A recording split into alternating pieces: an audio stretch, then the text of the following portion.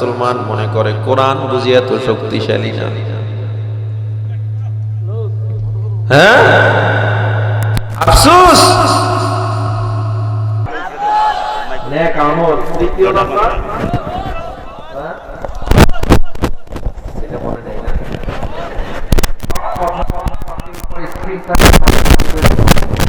ঠিক আছে, 4 নাম্বার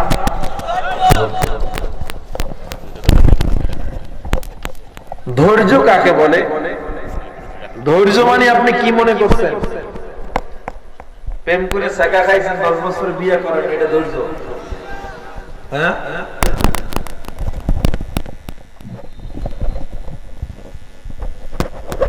তাইলে ধৈর্যের অন্যতম ব্যাখ্যার একটা আয়াত আল্লাহ বলেছেন, ওয়ালা নাবলুওয়ান্নাকুম বিশাইইম মিনাল খাউফ। ধৈর্য হলো আল্লাহকে ভুলবে না। ধৈর্যের অন্যতম ব্যাখ্যা হলো ক্ষুধা পেটে, কিন্তু গ্রামীণ ব্যাংক থেকে সুদে টাকা নামাবে না।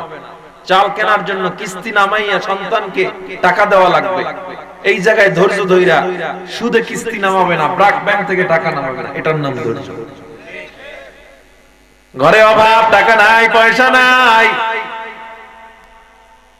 দৌড়ে গিয়া গ্রামীণ ব্যাংকে টাকা নামাইছো, ব্র্যাক ব্যাংক থেকে টাকা নামাইছো, কিস্তিতে সুদে টাকা নামাইছো।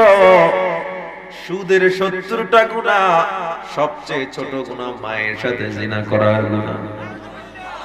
যারা সুদ খান তওবা করে না, সুদ খাবেন না। সুদ খাইলে কোনো মানুষ শান্তিতে থাকতে পারে না, বড় বিপদ আছে। সুদ খাইলে এইটার কেন মোড়ামুড়ি করেন আমাকে বলতে পারেন? কি হইছে, কি হইছে কি বলেন তো? কেন হাত দেন মেশিনটা? ভালোই তো হচ্ছিল সাউন্ড।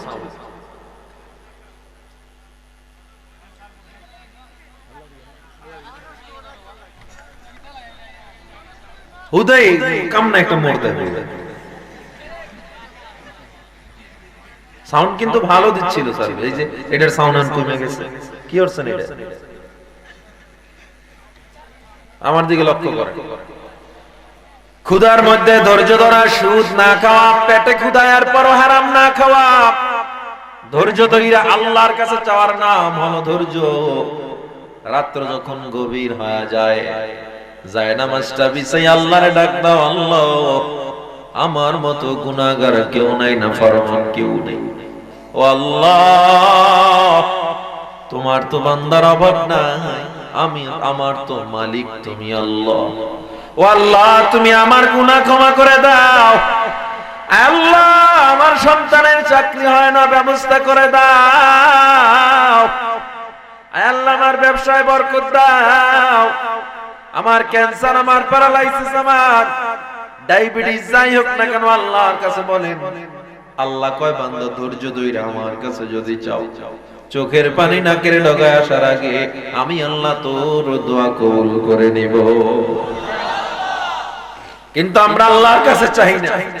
আল্লাহর কাছে চাইলে আমার আল্লাহ না শুনে পারে না। দুনিয়ার মানুষ চিন্তা করে আল্লাহর কাছে এটা বলবো, আল্লাহ কয় তুই চাইলে আমি আল্লাহ খুশি হই। দুনিয়ার মানুষ চাইলে বেজার হয়, আমি আল্লাহ না চাইলে বেজার হই। আমি আল্লাহর কাছে চাই, দেখ আমি আল্লাহ দেওয়ার জন্য বসে আছি। কার কাছে চাইতে হবে? আমার যত যা প্রয়োজন আমি একজনের উপরেই চাইব, একজনের কাছেই ভরসা করব। তিনি কে? আরো জোরে বলেন, তিনি কে?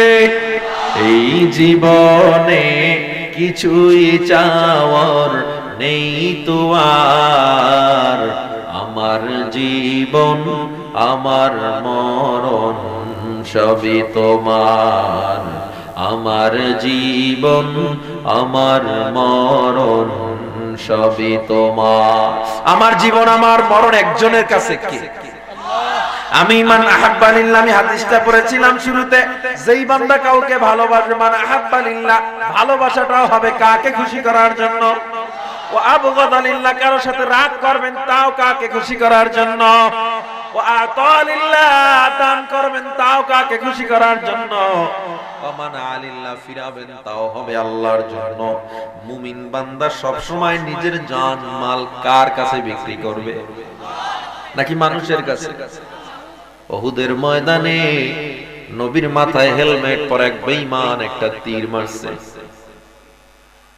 কোন কোন বর্ণনায় তরবারি দিয়ে আঘাত করছে, হেলমেটটা ভেঙে আল্লাহর নবীর কপালে লোহার কড়াটা ঢুকে ভিতরে ঢুকে গেছে। আল্লাহর নবী রক্তাক্ত হয়ে জমিনে পড়ে গেছে। ওই কাফের গোটা ময়দানে দৌড়ে আর কয়, তোরা শুনছো মুসলমানের নবীকে আমি হত্যা করে ফেলেছি। ওমরের হাতের তরবারি হাত থেকে পড়ে যায়, আলীর তরবারি হাত থেকে পড়ে যায়। যুদ্ধের ময়দানে তারা পাগলের মতো হয়ে গেল। আরে আমার নবী নাকি না, আমি ওমর কেমনে বাঁচবো? আরে আমার নবী যদি না থাকে আমরা কেমনে বেঁচে থাকবো? ওমর, আলী, আবু বকর পাগলের মতো দৌড়ে নবীর কিনারায় চলে গেল।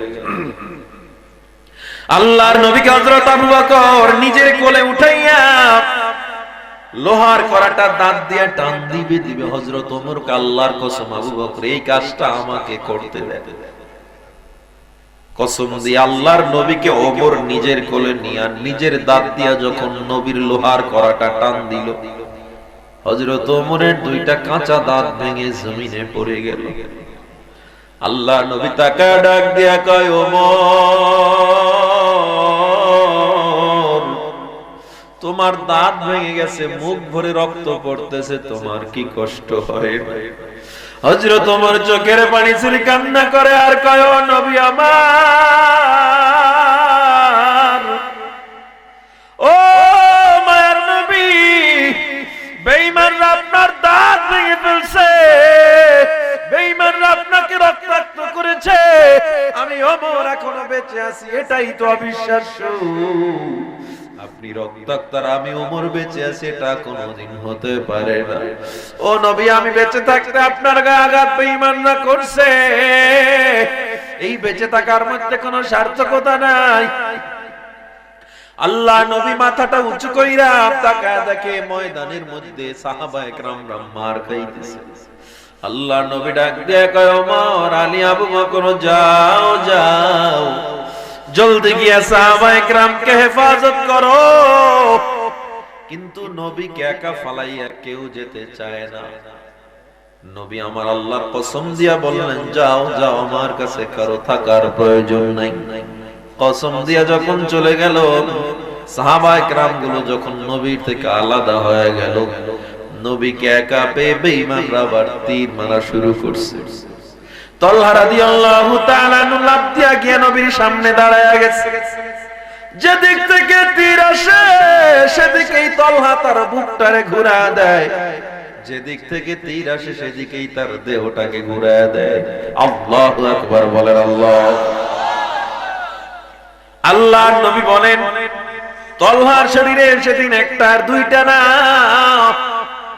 70টা তীর বর্ষার আঘাত তলহার শরীরে লেগেছিল। এই অবস্থা একটা মানুষ দাঁড়াইতে পারে না, এক তীরের আঘাতে মানুষ দাঁড়ায়া থাকতে পারে না। কিন্তু 70 তীর বর্ষার আঘাত, তলহা তো দাঁড়ায়া রইছে, নবীরে কাঁধে কইরা উহুদের পাহাড়ের উপরে রওনা দিছে। আল্লাহ নবী কাঁধে চড়ে ডাক দিয়া কয়, তলহা কই যাও?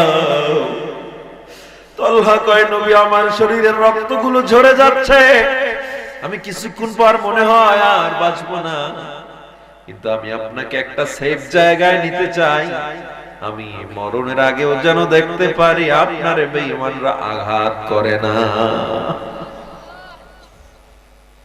একটু পরে গিয়া তলহা যখন নবীরে রাখলো, আল্লাহ নবী তলহার মাথাটা নিজের রানের উরুর উপরে শোয়া দিল। আল্লাহ নবী মাথা মুছার চোখের পানি ছেড়ে কান্না করে, তলহা রে, অনেক বুঝি কষ্ট হইতেছে। তলহা কয়, নবী কিসের কষ্ট? আজ যদি আমি এখানে না আসতাম আপনার কোলে কি আমি চড়তে পারতাম নাকি?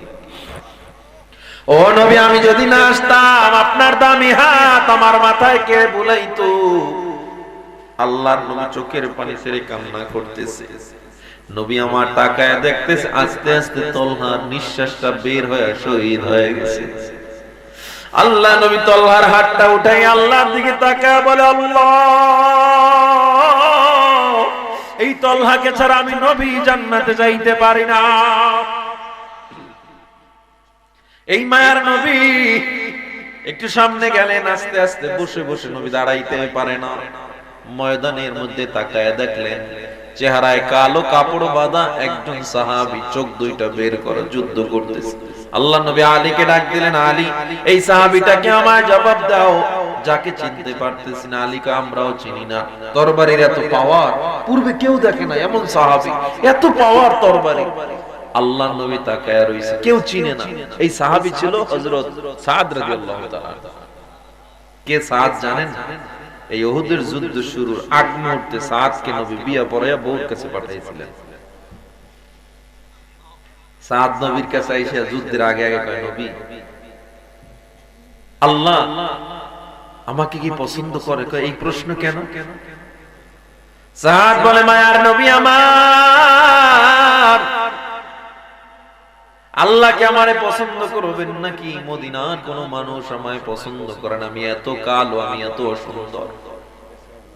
আল্লাহ নবী বলে, সাদ, আল্লাহ তাআলা গায়ের রং দেখিয়ে কোন মানুষ নির্ণয় করেন না। আমি নবী বললাম, তুমিও ইনশাআল্লাহ জান্নাতে যাইবা। আপনারা কি বলেন?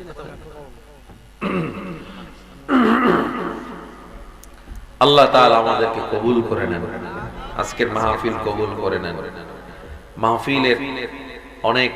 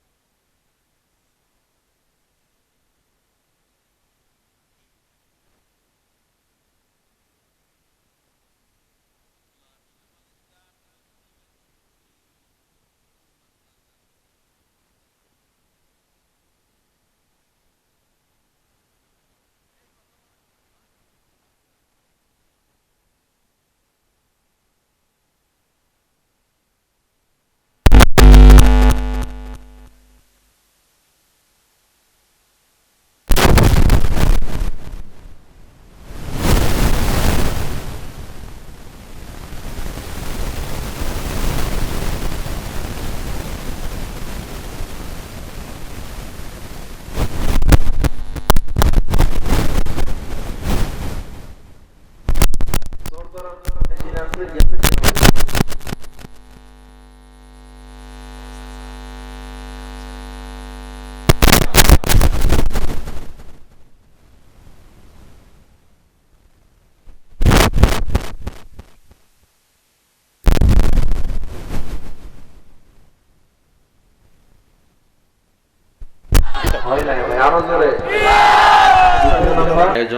ইন্তজাম অনেক কষ্ট করে আয়োজন করেছে মাদ্রাসার পাশের এই মাহফিলকে আল্লাহ তাআলা হেদায়েতের জরিয়া হিসেবে কবুল করে নেন। জোরে বলেন আমিন। মাহফিল অনেক খরচ, আপনারা একটু যদি স্বতঃস্ফূর্তভাবে আগায় আসেন মাদ্রাসার জন্য, খুব মাহফিলের জন্য খুব ভালো হয়। মাহফিলে অনেক টাকা খরচ হয়েছে, আপনারা একটু স্বতঃস্ফূর্তভাবে এই মাহফিলে দান করবেন, আমি এটাই আশা করি। আমার যুবক ভাইরা নেমে যাবেন, 1000 টাকা, 2000 টাকা, 5000 টাকা, 10,000 টাকা, যে যেটা পারেন আপনারা একটু দান করবেন। ভলান্টিয়ার যারা আছেন ব্যাগ নিয়ে নেমে যান। আমি আশা করি ইনশাআল্লাহ কেউ খালি যাবেন না। কেউ যদি বলতেও চান যে নগদ হুজুর আপনার হাতে 1000 টাকা, আমি 2000 5000 টাকা দিব, এটাও বলতে পারেন, কিন্তু কেউ খালি যাবেন না। আশা করি আপনারা এতটুকু জিনিস আমার হাতকে খালি ফিরাবেন না, মাহফিলের দিকে তাকায় আপনারা দান করবেন। ইন্নাল্লাহা আশতারা মিনাল মুমিনিনা আনফুসাহুম ওয়া আমওয়ালাহুম বিআন্না লাহুমুল জান্নাহ। আল্লাহ মুমিনের জান এবং মাল ক্রয় করেছেন জান্নাতের বিনিময়ে। তো আপনারা যদি আপনার জান এবং মাল আল্লাহর রাস্তায় না দেন, কার রাস্তায় দিবেন? আমি আপনার মা বাবার কবরের দিকে তাকায়া, ব্যবসা বাণিজ্যের সফলতা, সন্তানের দিকে তাকায়া ভালো ভালো নিয়ত করে হলেও আজকে দান করবেন। কেউ খালি যাব না, সবাই একটু দান করার চেষ্টা করি। সবাই, একটা লোক উঠবো না, যারা উঠবেন কষ্ট পাবো যদি উঠেন। একটা লোক উঠবেন না। গুরুত্বপূর্ণ মজলিস, দামি মজলিস, বরকতি মজলিস থেকে দোয়া ছাড়া কেউ আমরা না যাই। দোয়া ও মুখুল ইবাদত, দোয়াই হলো ইবাদতের মূল মগজ, মূল শক্তি। আপনার অনুগ্রহ করে সবাই দান করেন, সবাই দান করেন। আরো লোক নেমে যান, যারা ব্যাজ পরিধান করা আছে এদের কাছে আপনারা টাকা দেন। কেউ যেন খালি না যাই ভাই, কেউ খালি না যাই, আমরা কেউ খালি না যাই। ইনশাআল্লাহ আল্লাহ তাআলা আমাদের প্রত্যেকের দানের উসিলায় পরকাল এবং দুনিয়ায় কল্যাণের, ভরপুর কল্যাণের ব্যবস্থা করেন। সকলে বলেন আমিন। যারা অন্ধকার কবরে গেছে আল্লাহ জান্নাতের ফয়সালা করেন। যারা ব্যবসা বাণিজ্য চাকরি করে আল্লাহ প্রত্যেকটা জায়গায় আল্লাহ বরকত দিয়া ভরপুর করে দেন। আমার সূরা আসরের উপরে 4টা গুণের আলোচনা আমি করেছি। 4 গুণের উপরে আল্লাহ আমাকে সব আপনাদের সবাইকে আমল করার তৌফিক দান করেন। আরো জোরে বলেন আমিন।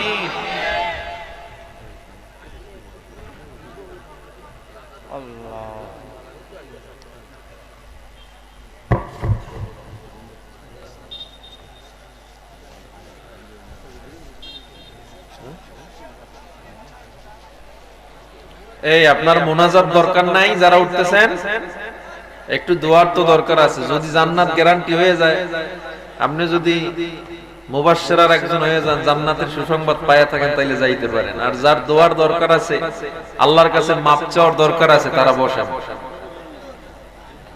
আমরা দোয়া করব ইনশাআল্লাহ।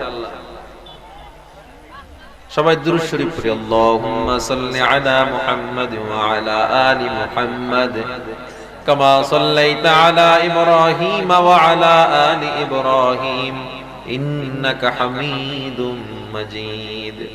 আল্লাহুম্মা বারিক আলা মুহাম্মাদ ওয়া আলা আলি মুহাম্মাদ কামা বারাকতা আলা ইব্রাহিম ওয়া আলা আলি ইব্রাহিম ইন্নাকা হামিদুম মাজিদ। সবাই সবার জন্য দোয়া করবেন। অত্র এলাকার যত মুর্দেগান কবরে গেছে আল্লাহ তাআলা যেন জান্নাতের ফয়সালা করেন। অত্র এলাকার মাদ্রাসা মসজিদগুলো আল্লাহ কবুল করেন। এই মাহফিলের পিছনে যারা অর্থ দিয়ে, শ্রম, মেধা দিয়ে, বুদ্ধি পরামর্শ দিয়ে সহযোগিতা করেছে দেশ থেকে প্রবাস থেকে, তাদের জন্য দোয়া করবেন। সর্বোপরি বড় ভাই হাফিজুর রহমান সিদ্দিকীর জন্য দোয়া চাই। অনেক অসুস্থ, আল্লাহ জানো। গহরপুরি হুজুরের সাহেবজাদা মাওলানা মুসলিউদ্দিন রাজু উনি রিকশা মার্কায় প্রতিদ্বন্দ্বিতা করতেছেন। দোয়া চেয়ে আল্লাহ তাআলা ভরপুর কামিয়াবি দান করেন। আমিন বলেন আমিন। আল্লাহুম্মা আমিন। ربنا ظلمنا أنفسنا وإن لم تغفر لنا وترحمنا لنكونن من الخاسرين ربنا آتنا في الدنيا حسنة وفي الآخرة حسنة وقنا عذاب النار رب ارحمهما كما ربياني صغيرا اللهم اجعل في عيني صغيرا وفي أعين الناس كبيرا اللهم إنا نسألك الجنة ونعوذ بك من النار يا أرحم الراحمين يا أرحم الراحمين দয়ার আল্লাহ গুনার বোঝা মাথায় নিয়ে তোমার শাহী দরবারে হাত উঠাইছি। গুনার দিকে যদি তাকাই তোমার দরবারে হাত উঠাতে বড় লজ্জা হয়। এরপরও জানি তোমার মতো মায়ার কেউ নাই, দয়ার কেউ নেই। আল্লাহ আমাদের গুনার দিকে না তাকায়া আপনার রহমতের দিকে তাকায় আমাদের সবাইকে ক্ষমা করে দেন আল্লাহ। আয় আল্লাহ দীর্ঘ 1 ঘন্টা যাবত তোমার নাজিলকৃত সূরাতুল আসরের উপর আলোচনা হইল। আল্লাহ আয় আল্লাহ বক্তা শ্রোতা সবাইকে নির্ভেজাল কথাগুলো আমল করার তৌফিক দেন আল্লাহ রব্বুল আলামিন। আমরা যারা হাত উঠাইলাম জানি না কারো মা নাই, জানি না কারো জন্য বাবা নাই। চিরবিদায় নিয়ে বাঁশবাগানে ওই রাস্তার ধারে গোরস্থানে শুয়ে রইছে আল্লাহ। যেই মা 10 মাস 10 দিন আমাদের গর্ভে রেখে এত কষ্ট করলো। চিকিৎসা বিজ্ঞান বলে প্রসব বেদনার কষ্ট কত ভয়ঙ্কর। 40 ইউনিট ব্যথায় মানুষ মারা যায়, আর 56 ইউনিট ব্যথা আমরা দিয়া এরপরে দুনিয়াতে আসছি, তাও মা বেঁচে আছে। রাগ কইরা আমাদের ফালায়া দেয় নাই, চেহারার দিকে তাকায় সব ব্যথা মা নিমিষে ভুলে গেছে। আমাদের দূরে রাইখা মা কোনো ভালো খাবার মুখে দিতে পারে না। পড়ালেখা করার জন্য, চাকরির জন্য দূরে গেছি। ওই বাড়িতে মেহমান আসলে মা ভালো খাবার গুলো খাইতে পারে নাই। বারবার মুখের কাছে নিয়ে আমার কথা মনে পড়তো। জানি না কার মা যেন 5টা সাদা কাপড়ের প্যাকেট হইছে, কার বাবা যেন 3 সাদা কাপড়ের প্যাকেট হয়ে গেছে। ও আল্লাহ